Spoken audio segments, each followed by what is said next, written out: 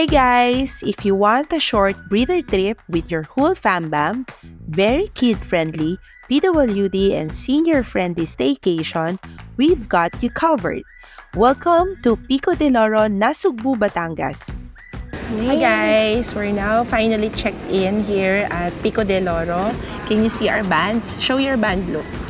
Yan. So, before you can access all the amenities here, you have to register first dito sa may country club if your accommodation is dun sa mga hotel, ay sa condo, oo, sa mga Airbnb.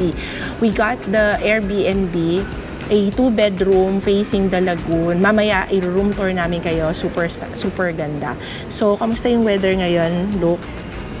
What can you say about the weather? It's okay. It's okay.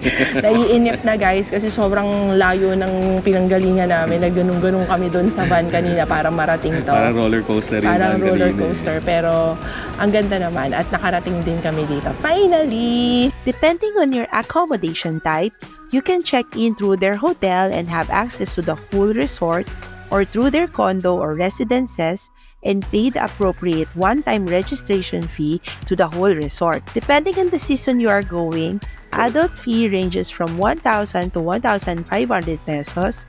Kids are 700 to 800 pesos. Again, this is one-time payment lang ha for the whole stay. Hi guys! Hi guys! Welcome to So, Takayama. nandito na kami sa Pico de Loro. Ang ni-rent namin ay the ones that's facing the lagoon. Wow! It's so nice! So nice! 2-bedroom. It's a 2-bedroom unit na full air-conditioned. Lahat ng mga rooms air-conditioned. Itong room na, first na room, dalawang queen-size bed and then merong aircon din.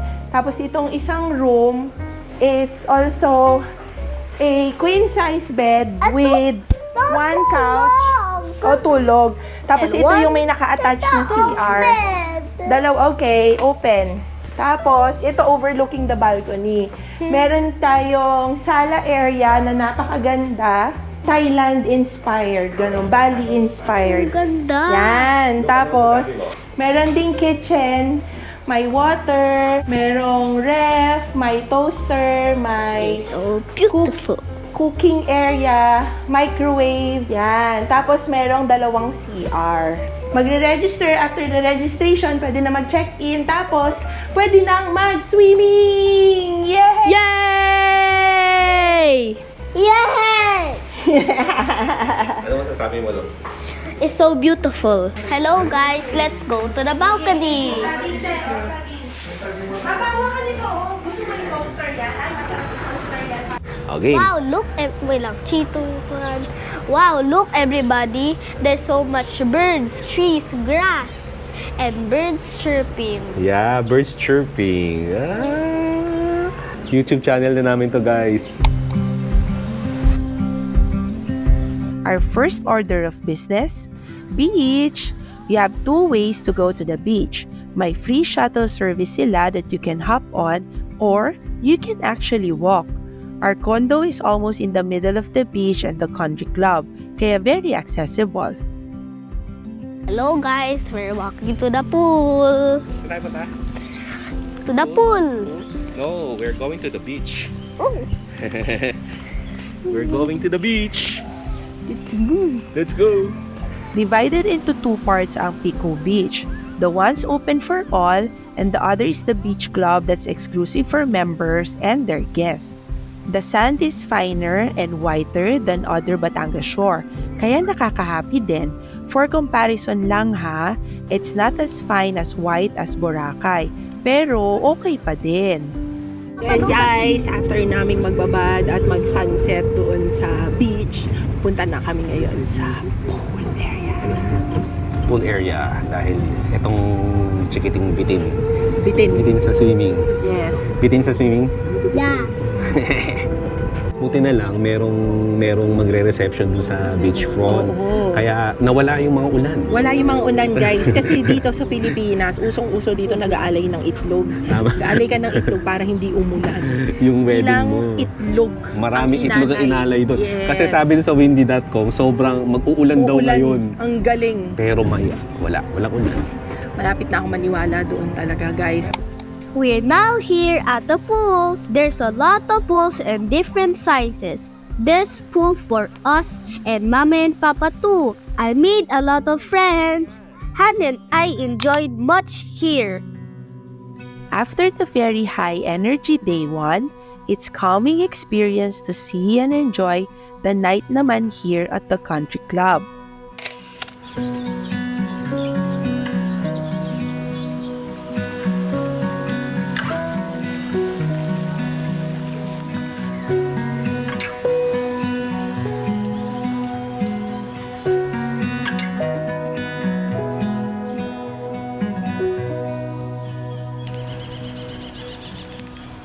Hi guys! So ngayon, naglalakad kami ngayon dito along the lagoon area.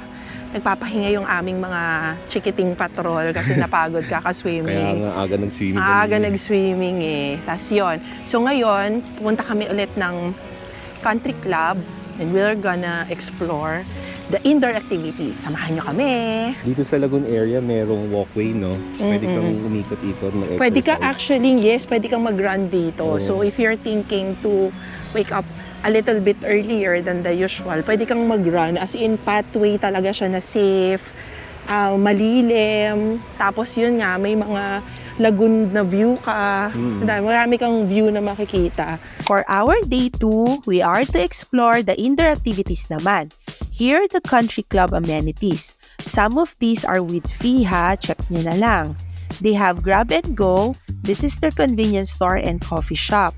They have Lagoa, a restaurant serving Filipino dishes, and they have Filipino buffet during weekends.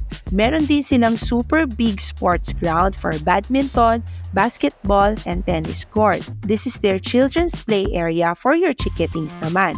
Meron din silang fully equipped gym. All transactions in the resort are cashless.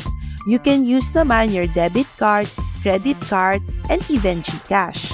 Hindi ka talaga mauubusan ng gagawin, promise.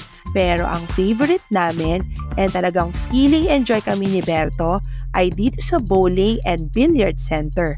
Papalampasin ba namin ito? Tara, samahan nyo kami! At dahil sa parehas kaming first timer ni Berto sa bowling, nag-check muna kami ng tutorial sa YouTube. Sino mo left yung titikwas? Left yung tumikwas. Kung alin yung kamay mo. Kamay, so left yung titikwas. Okay. Ano yung ulit yung step? Step, pa! Tikwas.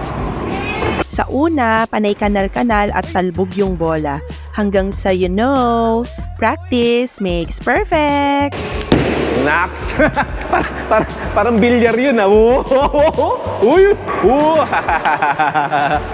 Para siyang The Matrix na umaandar lang siya ng hindi spin. Pero maganda talaga yung may spin eh. May Kaya nga. pectus. Game. Ito na. Ito yun. Naku, bowling. Di ako marunong yan. O sige, pero sige, para ano lang. Naku, left-handed pa naman Naku, ako. left-handed. Di ako marunong mag-bowling.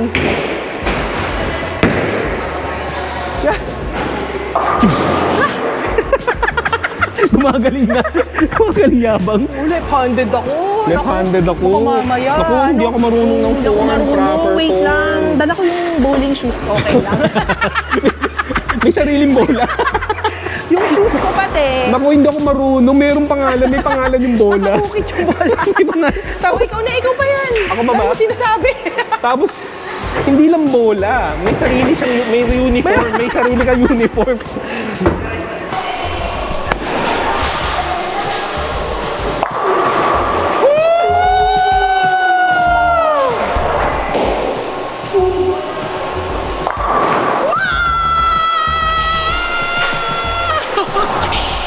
Strike! Triple turkey! Triple turkey ako! Ano ibig sabihin nun? So yun guys, yan sinamahan nyo kami sa aming first time ever sa pagbo-bowling. Sabay kamay namin. May palpas kasi doon. May paltos ako. Dapat pala yung mga bilog-bilog. Dapat sakto sa kamay mo. Oo, kasi. may ganun pala. Small kasi yung pinili ko, kala ko by weight siya eh. Anyway, di bale, okay lang. Konti lang naman yung lamang ni Berto. Tapos naka-strike din naman ako. Kaya, okay lang naman yan. Talaga. Wala akong masabi. Pagod na ako. There's a chapel inside the club and this is made of glass. This is St. Therese of the Child Jesus Chapel. mayroong relaxing walkway and pag-akyat, maa-amaze ka sa 360 degrees views of the Pico Cove. After naming ma-explore ang indoor activities and nakapag-siesta na ang mga bata, let's go to the beach again! Ayun o, bird oh! Ayun o, may bird oh! Uy! Dahil sa talaga si Pino talaga! Uy!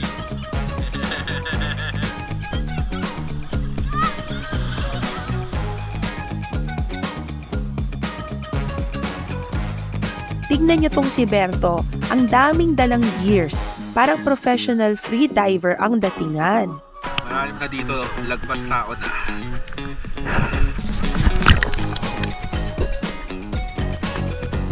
Lagpas tao.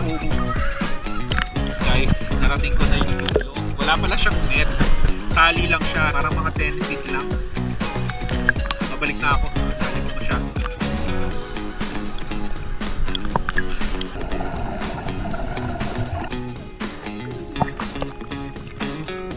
Hi, Papa!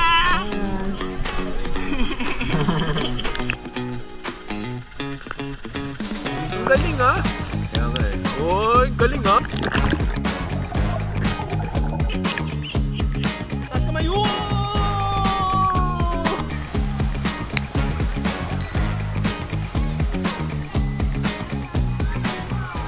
Hi guys! So now, nandito na kami sa Lagoa. Magdi-dinner na kami. Pwede kayong magpa-reserve and order in advance. Yon. Kain na tayo!